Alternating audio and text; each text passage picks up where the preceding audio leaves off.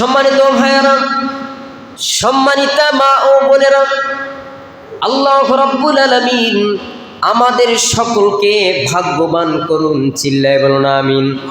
কারণ আজ আমরা সকলে আরামায়েশ লজ্জতের সামগ্রী দিয়ে আমাদের সব কিছু ভরপুর, আমরা আরামায়েশে আছি, কিন্তু আগামীকাল আমাদের ওই কবরের যাত্রী হতে হবে। আগামীকাল ওই কিয়ামতের দিকে আমাদের পথযাত্রা দিতে হবে। এই জন্য আল্লাহর রাসূল বলেছেন যে ওই পরকালের সামানা, পরকালের আমল তোমরা সংগ্রহ করুন, এবং কিয়ামতের দিন অর্থ সম্পদ, এই ছেলে সন্তান, স্ত্রী, পুত্র, পরিজন, আত্মীয় স্বজন কোনো কাজে আসবে না, উপকারে আসবে না। কিন্তু প্রত্যেকটা মানুষ ওই কিয়ামতের দিন নিজে বাঁচার জন্য চেষ্টা করবে। যদি আমল থাকে ভালো, না আমল থাকলে জাহান্নাম ছাড়া কোনো উপায় নাই। আল্লাহ রাসূল আমাদেরকে হুঁশিয়ার করে দিয়েছেন। ভাইয়ের আমার, বন্ধুরা আমার, আল্লাহর নবী বলেছেন কিয়ামতের দিন এই সূর্যটা মানুষের মাথার উপরে সুরমার সলাই অর্থাৎ 3 ইঞ্চি পরিমাণ উপরে রাখা হবে। আল্লাহর পয়গম্বর বলেছেন সূর্যের তাপে মানুষের মাথার মগজ টকবক করে উত্তোলিত থাকবে। আল্লাহ রাসূল বলেছেন সেই দিন প্রত্যেকটা মানুষ নিজ নিজ কর্ম অনুসারে দুনিয়াতে কে ভালো করেছে, কে খারাপ করেছে, প্রত্যেকটা মানুষের নিজ নিজ কর্ম অনুসারে সেই ঘামের মধ্যে হাবুডুবু খাইতে থাকবে। বলেন নাউজুবিল্লাহ। হাবুডুবু খাইতে থাকবে। আবার কোন মানুষ বিনা হিসেবে জান্নাতে চলে যাবে। তাদেরকে আল্লাহ পাক রব্বুল আলামিন কিয়ামতের মাঠে দাঁড় করাবেন না। আল্লাহ পাক রব্বুল আলামিন ওই সমস্ত বান্দা বান্দির অন্তর্ভুক্ত যেন আমাদেরকে করে দেন, চিল্লাই বলুন আমিন। ভাইয়ের আমার, রাসূল বলেছেন প্রত্যেকটা মানুষ নাফরমান যারা আছে তাদের মাথার মগজ টকবক করে উত্তোলিত থাকবে, এবং আল্লাহ রাসূল বলেছেন প্রত্যেকটা মানুষ ঘামের মধ্যে হাবুডুবু খাইতে থাকবে। আল্লাহ রাসূল বলেছেন কোন মানুষের পায়ের টাকনুগিরা পর্যন্ত ঘামের মধ্যে থাকবে, আবার কাহারো হাঁটু পর্যন্ত, কাহারো কোমর পর্যন্ত, কাহারো মুখের চোয়াল পর্যন্ত, আবার কোন মানুষ মাথা ওভার হয়ে যাবে, ঘামের মধ্যে হাবুডুবু খাইতে থাকবে।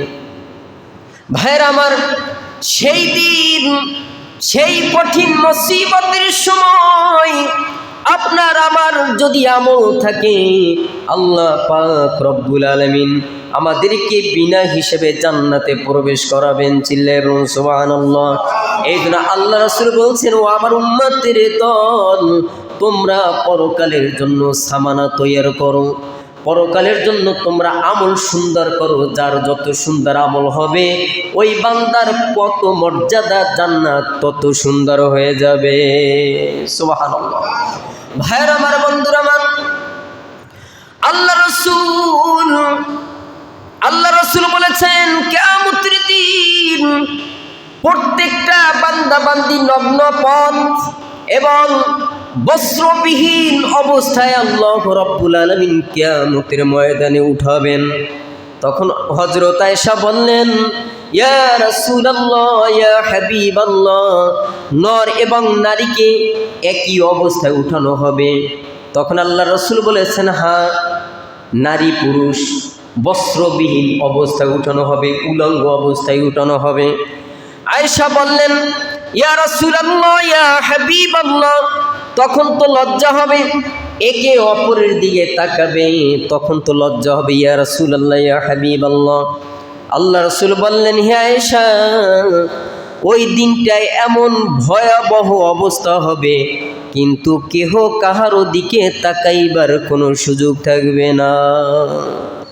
সবাই প্রেশান থাকবে, সবাই বাঁচার জন্য আল্লাহ পাকের কাছে প্রার্থনা করতে থাকবে। আমার ভাইয়েরা, বন্ধুরা আমার, জাহান্নামকে টানিয়া কিয়ামতের মাঠে আনয়ন করা হবে। জাহান্নামের ৭০,০০০ শিকল থাকবে। কত? 70,000 শিকল থাকবে এবং প্রত্যেক শিকলে 70,000 করিয়া ফেরেশতা দিয়ে ওই শিকলকে কিয়ামতের মাঠে আনয়ন করা হবে। 70,000 শিকল থাকবে। এক একটা শিকলের ওয়েট কত চিন্তা করছেন? কত ওয়েট থাকবে, কত ওজন, কত বড়। 70,000 ফেরেশতা সেই শিকল টেনে এই কিয়ামতের মাঠে আনয়ন করা হবে শুধু নাফরমানদেরকে শাস্তি দেওয়ার জন্য।